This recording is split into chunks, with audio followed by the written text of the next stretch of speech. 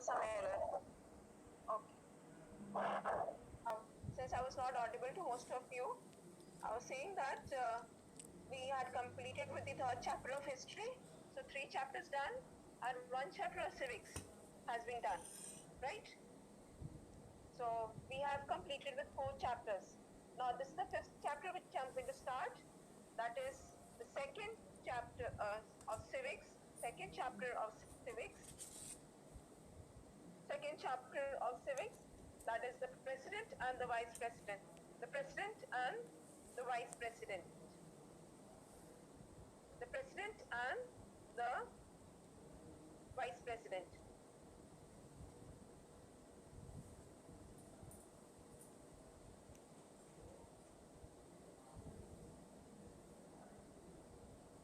Okay, so here you see the syllabus. I think you see the syllabus in front of you. You have union executive, and this is what you have to prepare yourself for the examination, right? Union executive. Wait, Brenda, who is this child? Can you please name yourself? This composition of electoral college, reason for indirect election, term of office, procedure for impeachment, right? So here we have, next, we have powers, executive, legislative, financial, judicial, discretionary, and emergency, right? So these are the, if I say the president and his powers, which we are going to study. Next, we have vice president. We will go through qualifications for election, term of office, and powers, right? This way we're going to complete. Now, next, we start with the definition. Now here, please underline, you have a question also at the back, that the president, the executive power of the Indian Union is vested in the president. Please mark it, that the executive power of the Indian Union is vested in the president. So if you get a question, right? So you're going to write this. So who is enjoying, on whom are the executive powers vested? It is the President of India. He exercises his power either directly or through officers. Now who are these officers? You will read, right? And the President is the head of the state, and state means the country. He is the head of the country, right?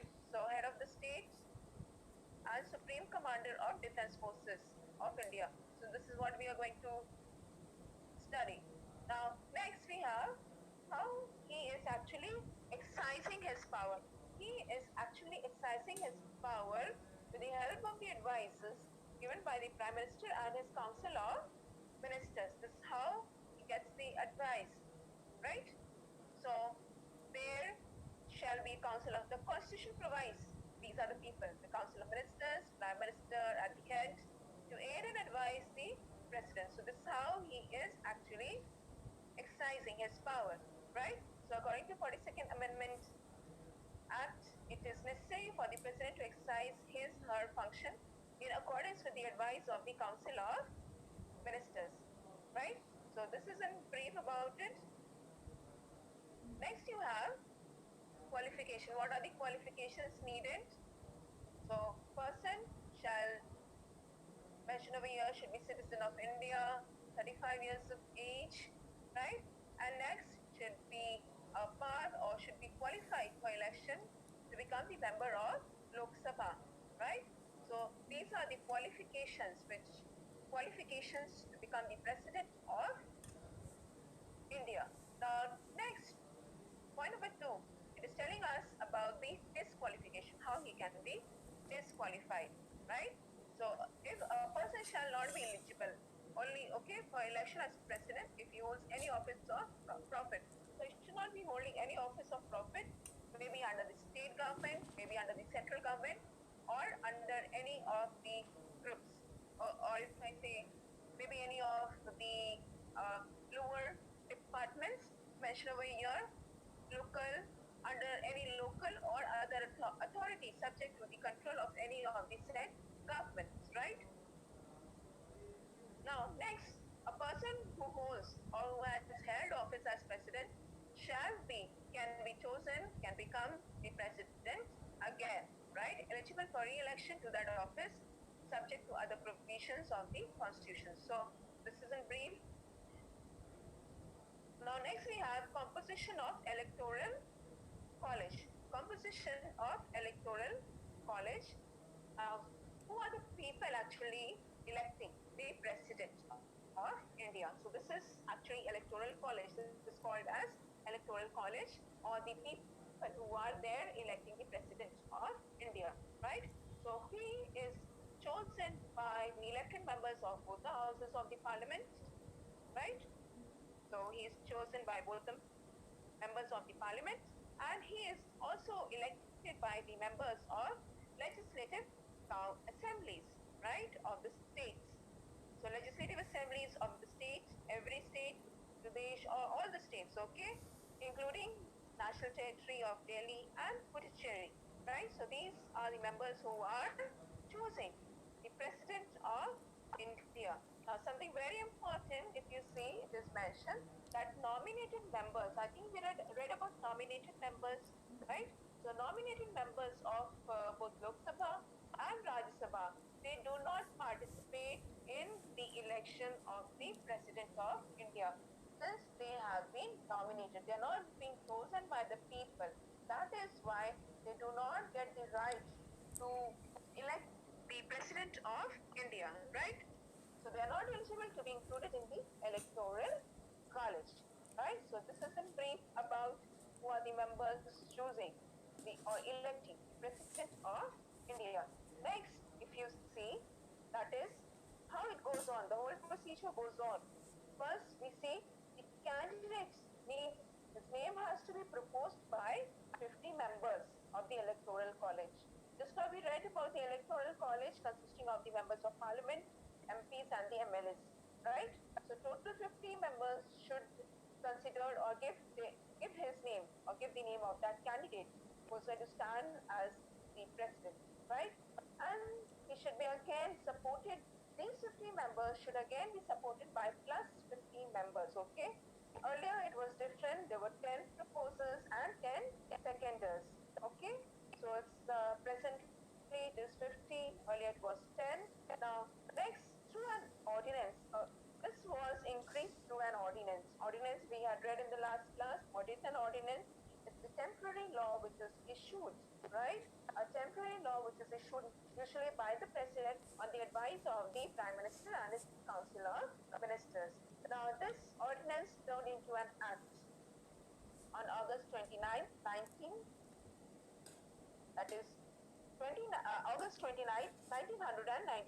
right?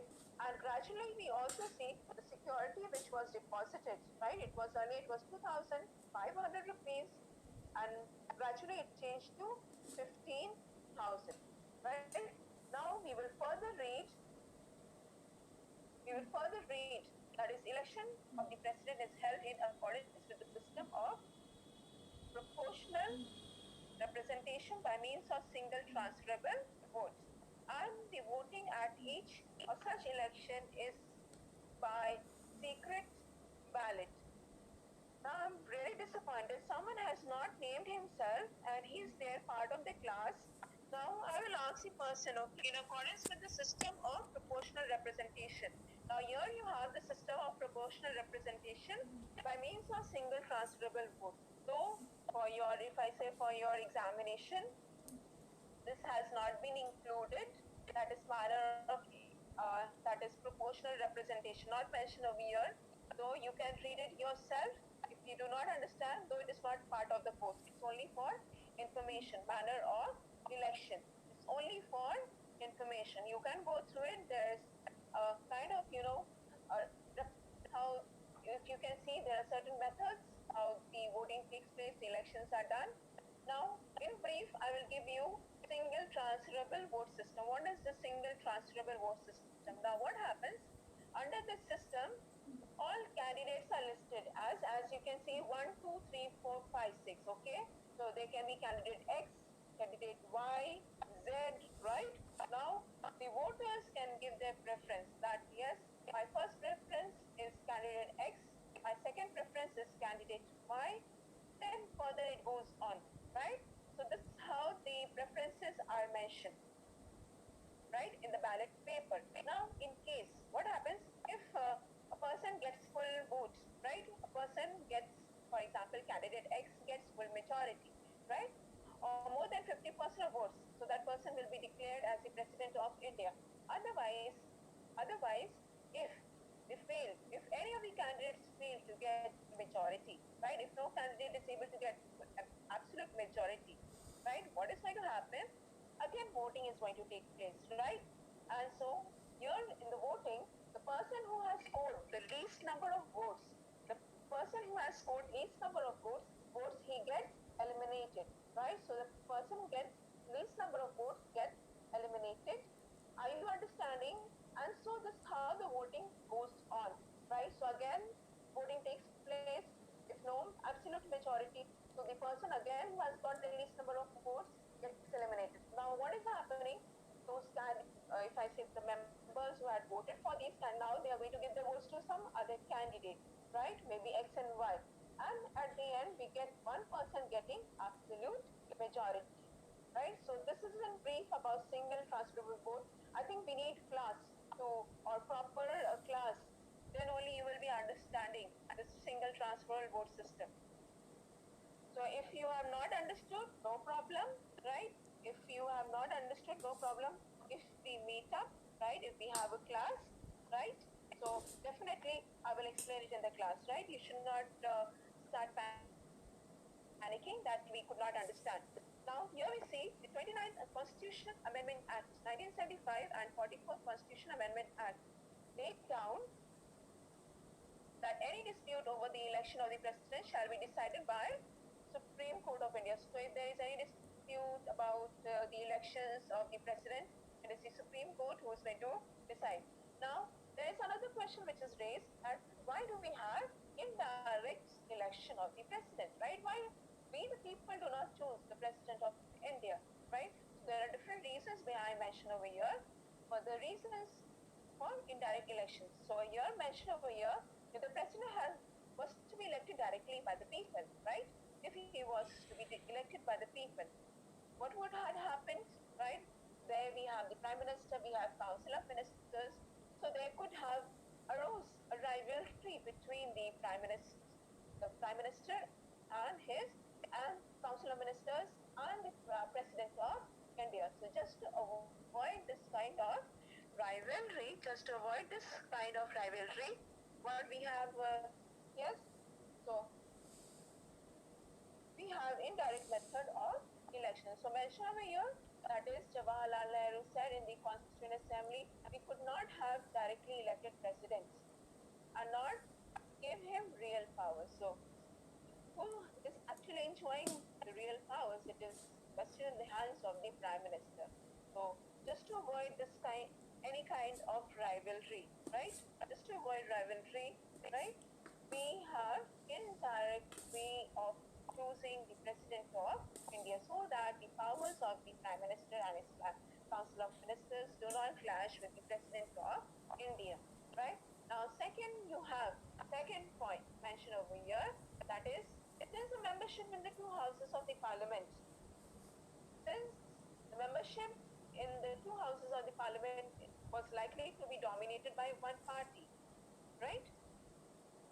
Election of the merely by a majority, election of the president merely by a majority of members of the Union Parliament would make him a nominee of ruling party, like the Prime Minister. Like Prime Minister is chosen by the members or the party which has got the majority. They choose the most capable member, become the Prime Minister, right? So similarly, yes, what could have happened? He could become a nominee of the ruling party. So just to avoid that he does not become the nominee of a ruling party, right? That is why we have elections, indirect elections. So such a president could not represent constituent states of the union. So since That is why he doesn't become the nominee of the ruling party, right? He does not become the nominee of the ruling party, right? So that is why we have indirect elections of the president, so that he is able to represent everyone, right? So every state, the center, and all the states as well. Now, third, the president is elected by electoral college. Just how we read electoral college consisting of the two houses and legislative assemblies, members of the legislative assemblies, right? Now, such an electoral college would make the president the elected representative, right? He's an elected representative of the whole nation because he is being chosen by the elected representatives or people whom we have chosen or by our representatives. The president of India is being chosen, which is making it very democratic, right? So he's there representing the whole nation with the clear voice given to the states as well. So everyone is there choosing the president, both the houses of the parliament as well as the members of the, if I say, state legislative assemblies, right? So it's becoming very democratic in nature, right? Next, we come to oath of office. So in presence of whom the president takes his oath, that is Chief Justice of India, right? And what is the oath being taken by him? He will discharge all his functions as the President of India, right? Next, preserve and protect the Constitution and the law, and next to devote himself to the service and well-being of the people of India. So this is what he is say, if I say the oath which he takes in front of Chief Justice of India. He's there for how many years? 5 years. Term period, I've come to term of office. He's there for 5 years, right? And he shall continue to hold office, notwithstanding the expiry of his term. So until the next successor is chosen. So he will then continue till the new prime, if I say the new president is chosen. Now vacation of office. So when does the office of the president falls vacant, right? So here points are mentioned. You have questions also at the back. When does his office falls vacant? So when he resigns and his resignation letter is submitted to the vice president, right? Then such resignation will be communicated by Vice President to the Speaker of the Lok Sabha. So this resignation is accepted by the Vice President and further it is communicated to the Speaker of Lok Sabha. Next, we also have, that is, it, the, if I say the office of the President can also fall vacant when he is being removed or when he is removed through the process of impeachment. Now, why will he be removed? For the violation of the Constitution. So, if he has violated the norms of the Constitution, he can be removed from office through the process which is called as impeachment. Now, you have the procedure of impeachment mentioned over here. So, there are 3 points mentioned how the impeachment procedure goes on. That is when the president is to be impeached for violation. When a president is to be impeached for violation of the Constitution, so first thing, a resolution is passed. Yes, Divesh? Ma'am, in the term of office, it is 5 years, but it can be extended also. See, it's extended 5 years if he has finished, and yes, it can be extended. It means that he will go or he will enjoy being in the office till the new president is appointed, right? So 5 years, and then he can wait for the next president to join the office. Are you understanding, Divesh? Ma'am, if his age is 55 years and he works for 5 years and his age is 60 now, okay? So that time he will be retired or the duty will be extended? He will continue. He will continue. There is no retirement age pension as such, right? There is no retirement age. So he will continue. I think our president is more than that. Okay, ma'am. Okay.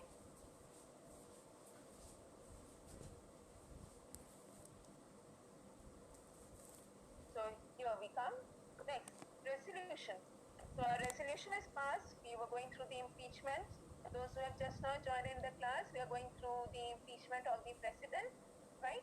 So, how he is removed from office, how the president is removed from office. So, impeachment usually takes place if he has violated the constitution. So, for violation of the constitution, so then only the president is usually removed. So, it starts with first a resolution is moved in the house, right? Is moved after at least 14 days notice in writing. So a written notice is put forward, right? By how many people should be supporting for this? 1/4 of the total number of the members of the house. They should support this resolution.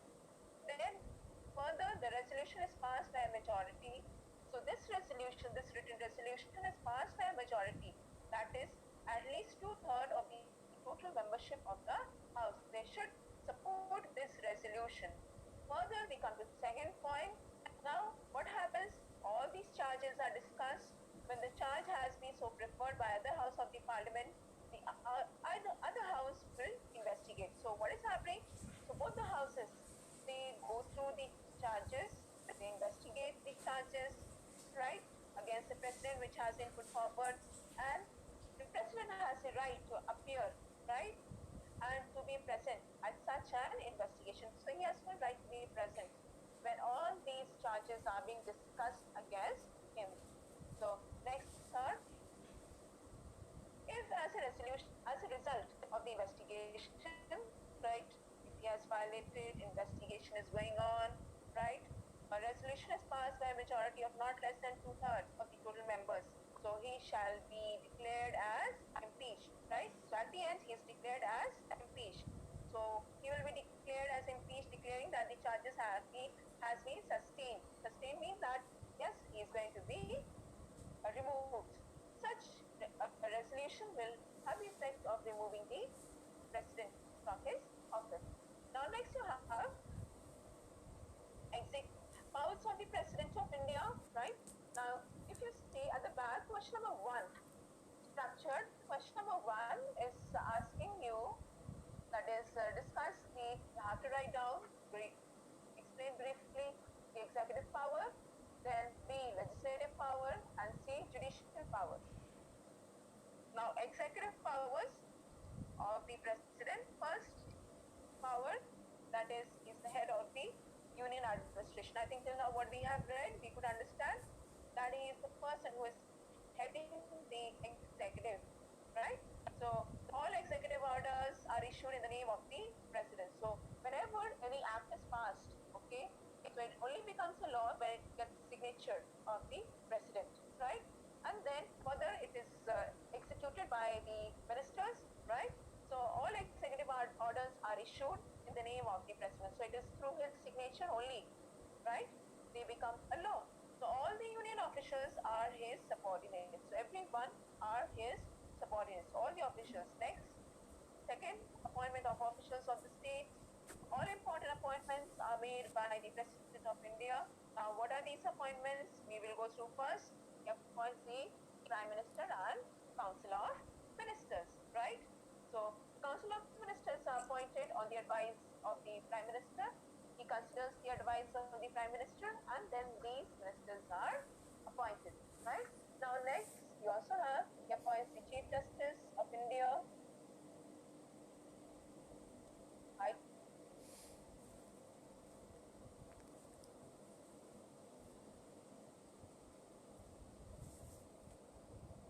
fiscal matters, money matters, financial matters, the Auditor General Controller. He is the person who takes care of it. So he is appointed by the President of India. Next, we have Chairman of UPSC, Union Public Service Commission, right? Planning Commission, which is called as Niti Aayog presently, right? You must have heard about Niti Aayog. It's a planning commission which deals with the 5 years plan of the government, right? So he is the person who appoints the chairman of the and members of the planning commission. Niti, presently it is called as Niti Aayog, which was earlier under earlier it was called as Yojana Aayog, right?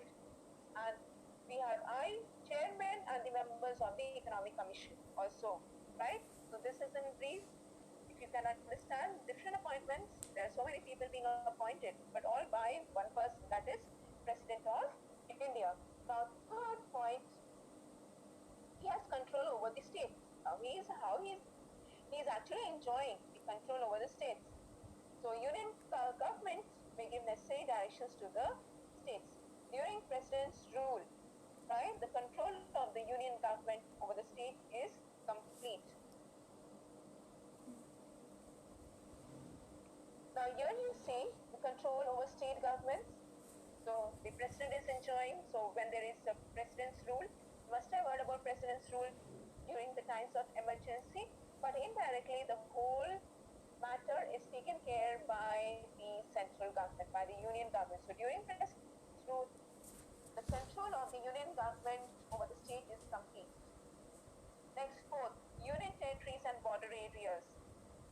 The administration of these union territories, border areas, right, is totally under the responsibility of the president. But if we see very minutely, yes, if we see very minutely, it's actually enjoyed, the powers are being enjoyed by the Prime Minister and his Council of Ministers, right? Must have heard that the President is usually called a rubber stamp, right? The real powers are enjoyed by the Prime Minister and his Council of Ministers. Next, you have, so the question which is there at the back, to the right down, yes, 1A is the executive powers. You can write down all these powers, 1, 2, 3, 4, right? Now, if you see question number, point number 2, appointment of officials of the state. There are so many officials being written in your book. You can write down 4 officials. Are you getting me? You will write down point number 1. Second point, appointment of officials. You will write down 4 appointments, A, B, C, and D, right? Because otherwise it's going to be too long, or you will keep on writing. Next.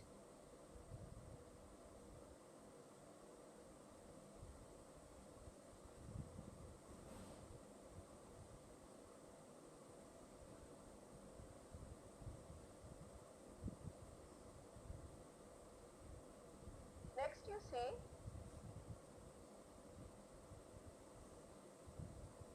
if you see, some diplomatic powers. I think it's quite clear, this answer. Then you can write out 3 and 4. Now diplomatic powers, 1, 2, 3, 4. Right? Diplomatic, that is appointing of Indian ambassadors. I think you are aware, Indian ambassadors, who are these? We see Indian ambassadors being sent throughout the world in different countries. So it's the person who is appointing and sending them. Then he's receiving ambassadors as well, coming from different countries, right? High Commissioner, diplomatic envoys from foreign nations. Is the person who is receiving these guests coming from different countries. Next, all treaties, right? Treaties of, that is international agreements, right? Treaties, agreements are all signed in the name of the President of India. And fourth, the President represents India in international conferences.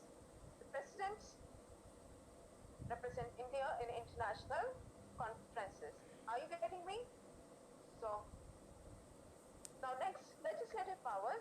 There are so many legislative powers mentioned over here. You have question also B, 1B, legislative powers. I will move very fast.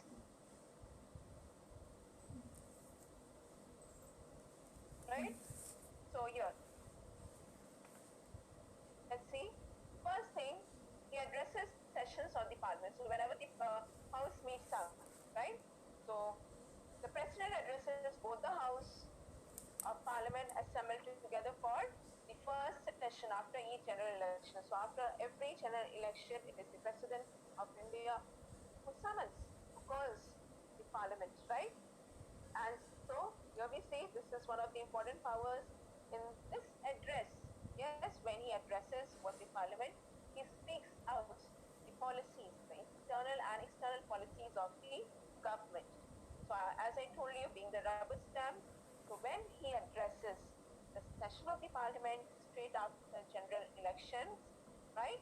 So he lays emphasis, or he simply reads out the policies of the government. The president has the power to address either house of parliament or the joint sitting at any time. So here you can underline he has this power to call the meeting, joint sitting of the house, and who is actually going to conduct the meeting? It is the speaker. Second, message to the parliament. So he has the power to send messages to either house of parliament, either in the regard to any pending bill or to any other matter. So he can ask the parliament, right? So to provide him the information. Now, next we come to summon and prorogue the house. That is power to call the meeting, the power to summon parliament is subject to the condition that there should not be a gap. Summon, that is, we read about the summon, budget session, monsoon session, winter session, right? So he can call for these different sessions. So it is the right. The president has the power to summon and prorogue the houses of the parliament, right? Next one, he again has the power to dissolve the Lok Sabha. So he can dissolve the Lok Sabha and order for fresh election. But it can only be dissolved when? It can be only dissolved when the party which is there in power has lost its majority or no confidence. So then only he can dissolve the Lok Sabha. Next nomination, I think you can go through the nomination. 12 members are being nominated in Rajya Sabha by the president, right? And 2 members from the Anglo-Indian community being nominated by president in the Lok Sabha, right? Next, point number 6, assent to the bills. Now, bills can become a law only when they get signature of the president. Already I told you, right? So once a bill is passed by both the houses, it is sent to the president for his approval. Now, over here, if you look at the paragraph very carefully, somewhere the president is losing his powers, right? The president may give his assent or withhold the bill or send it back to the house concerned with recommendations, right? So he can actually withhold it, can send it back for his recommendation. But however, if the bill is passed again in the same form, if the bill is passed in the same form, right? So what is going to happen? So he has to give his assent to the bill. So over here, he is becoming a little weaker, right? So over here, as if the bill is passed in the same form again, the second time, he has to give his assent, right? He has to sign the bill. Are you getting me? Now next, promulgate ordinances. We read about ordinances last class. These are temporary laws issued by the, if I say by the president, but these are passed by, if I say, who was the person actually advising the president? It is the Prime Minister and his Council of Ministers who advise the President of India in, if I say, in issuing of these ordinances. So Article 123, the President can promulgate an ordinance which has the same status as an act of Parliament. So it is almost like a law, right? Now the President may withdraw it, right? The President may withdraw the ordinance anytime. It can be withdrawn. Now last class we had studied last previous chapter, right, about the ordinances. You can go through. Those who forgot, please go through ordinances. So here mentioned the power to promulgate an ordinance is subject to the following conditions. When these ordinances can be issued, right? Promulgate, issued. First, that president must be satisfied that the circumstances make it necessary for him to take immediate action, right? So when the president feels that really something immediate or an act immediately is needed to be passed. Second, an ordinance can be promulgated at a time when both the houses of parliament are not in session. So usually ordinances are passed when both the houses are not in session, right? When they are not meeting up, right? When there is no budget session, no monsoon session, no winter session. So during that time, ordinances are issued. Next, the ordinance promulgated should be laid before both houses of parliament when they reassemble. So yes, after some time, when the houses or when both Lok Sabha and Rajya Sabha they come up, they meet up, right? So at that time, this ordinance can be put forward and can be laid before both the houses. And if the parliament does not approve of the ordinance, if temporary law is not approved by the parliament, it lapses. Yes, after some time it becomes dysfunctional, right? So after some time it becomes dysfunctional. So this is about the ordinance.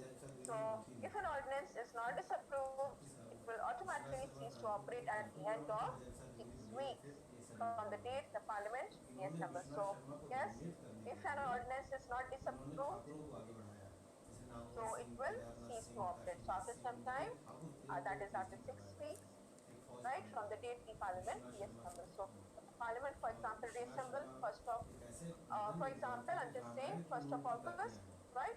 So after 6 months, sorry, after 6 weeks, this is really going to cease or dysfunctional after some time. So the ordinance lapses if it is replaced by an act of parliament. So it lapses,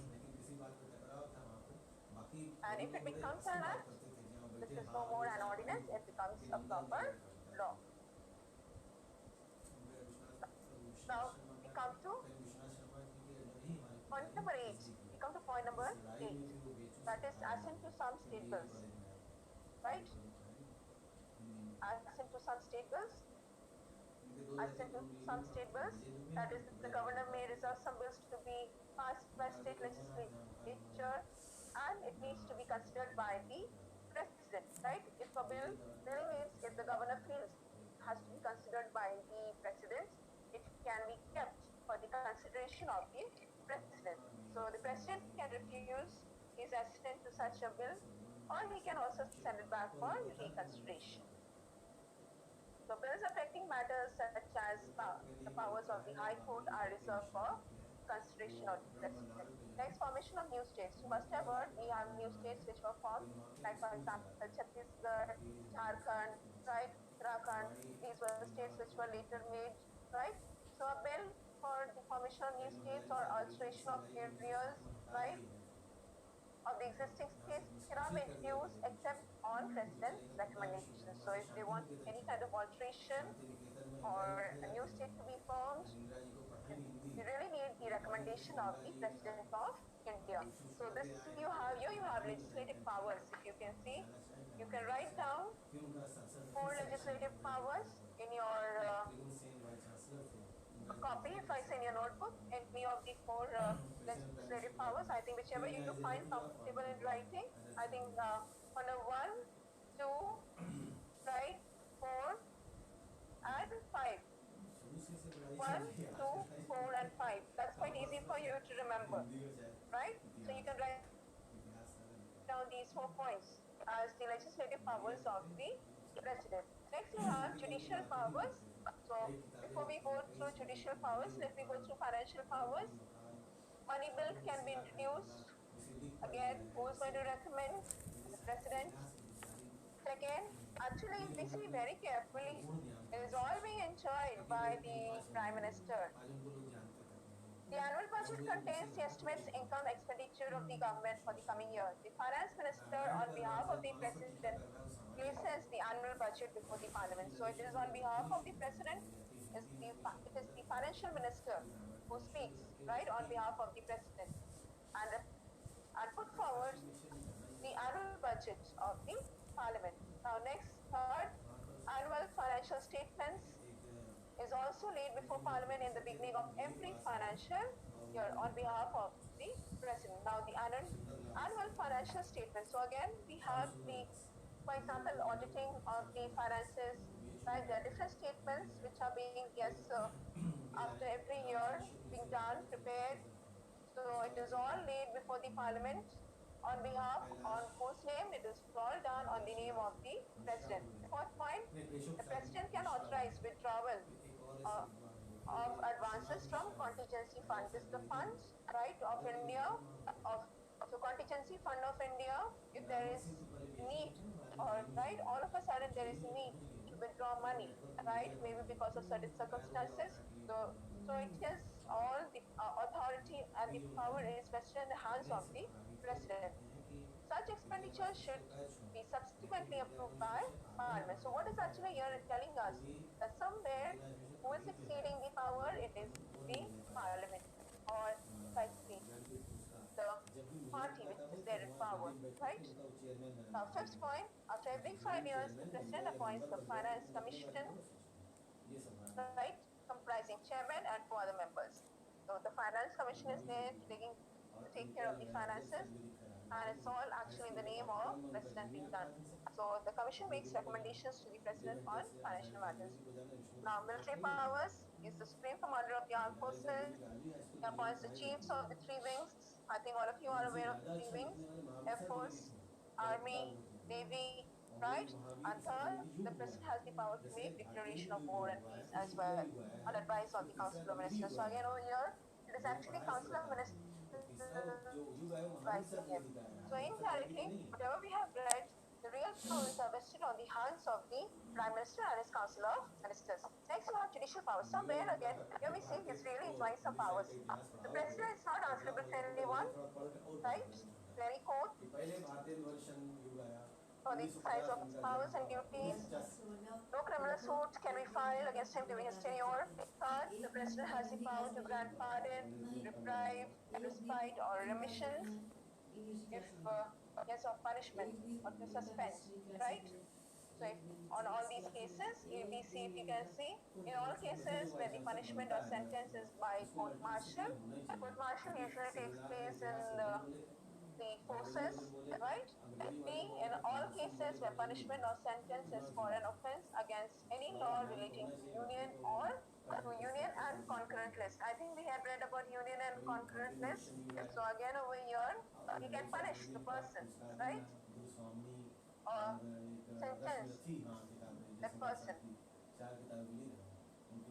So sentence is for an offense against any law which is relating to the union or concurrent list. So if any person is found misusing or he is not following the laws of the union and concurrent list, that person can be punished by the president. And next, in case the death sentence has been given. I think you must have heard about the Nirbhaya case, right? So where so many times these convicts had made a plea to the president of India, and at the end they were hanged till death, right? So in cases where there is a death sentence, so the person can make his appeal to the president of India. So at the end here you have, that is 1C, judicial powers. There are, do you see judicial powers? You will write down 4 judicial powers, or sorry, you have only 3. So you will write down 1, 2, 3, and then further ABC, right? So this is in brief about the judicial powers. Next, we have now, look at question number 2A. Please look at question number 2A. The President of India referred to as nominal head of the state, right? Nominal head of the state, being made very clear. State 2 examples of his legislative powers that suggest his nominal status. Nominal status, it means for namesake. Just for namesake, he is enjoying powers. The real powers are vested in the hands of the ministers, right? So here, I think, can you tell me, one of you can raise your hand and tell me, yes, 2 nominal powers of the president. Can anyone help me out with this answer? You can raise your hand, or I will unmute you. I will just catch hold of anyone and ask the answer. That's what's going to be better. Yes, who will tell me? The President of India is referred to as nominal head. State 2 example of his legislative powers that suggests his nominal status. Can you tell me, any one of you? Will I catch hold of anyone? So I'm just going to catch hold of someone, right? So I'm just going to unmute that person. उसके आधार पे छोटा से जो है Just 5 minutes, so I think you can get this answer. छोटा से जो है ये आराम से रहें, फिर इसे अपना ये करें, उसे वो करें, ऐसे करके पूरा डाले हैं। और मेन हेडिंग उसमें डाले हैं कि हर मर्ज का एक इलाज, कोलन डाल करके, कोरोना से डरे नहीं, लड़ें। Fine, doesn't matter, I'm giving you the answer. First, you can write down. You can write down point number 6 under legislative power, assent to the bills. Assent to the bills, right? You can write down assent to the bills as first point, and then you can write down point number 6. 7, you can write down promulgate ordinances. But here you have to write down that yes, the president can promulgate an ordinance, but on the advice of the prime minister and his council of ministers, right?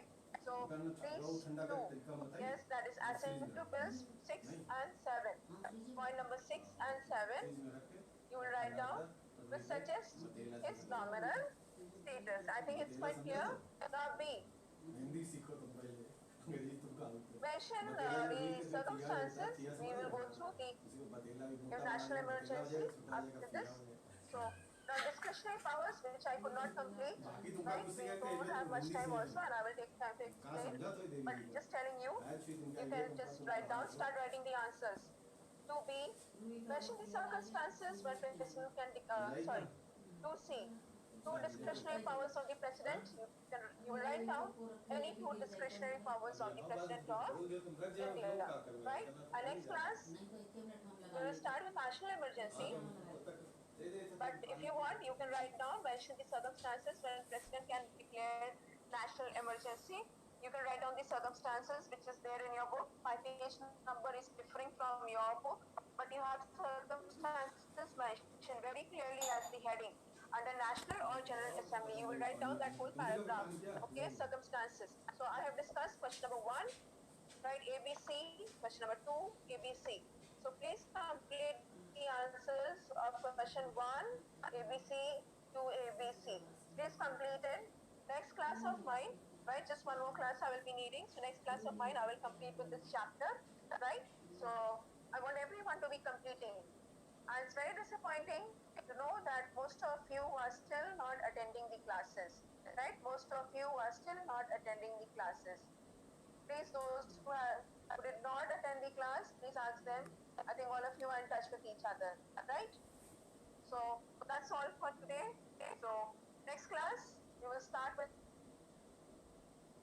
this, and then we will go with along with the financial emergency, different emergencies which are there, right?